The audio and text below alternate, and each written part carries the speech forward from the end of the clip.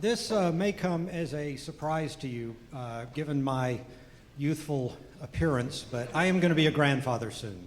And thank you. Thank you. And this is my first grandchild, so I have to pick out a grandfather name.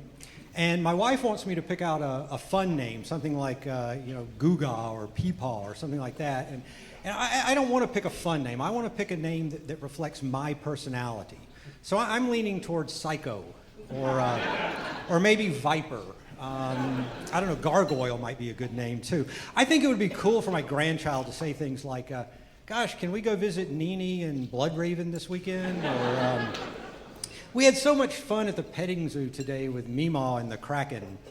And despite the fact that these are all obviously excellent grandfather names, I'm getting a lot of pushback from my family. And in fact, the only one who is supporting me in this is my son-in-law, Snake.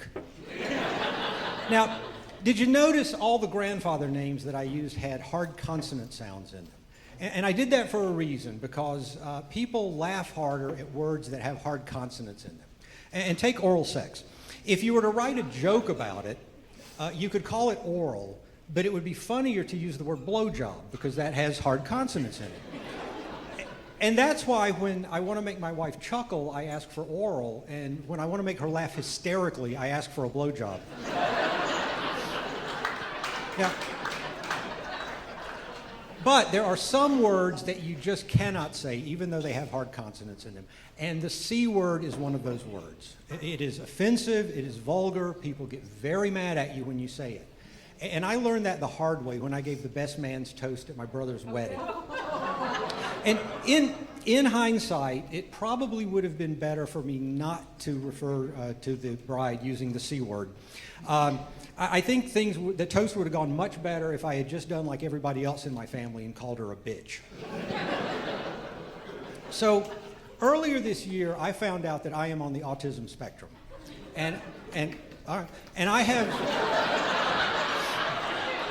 I have mild autism, which is to say I have useless autism. I'm just autistic enough to be annoying, but I'm not so autistic that I can make a profit from it in any way. Rain Man could go in the casino, count cards, win money at the blackjack table. I'd be hard-pressed to qualify for TV's Love on the Spectrum.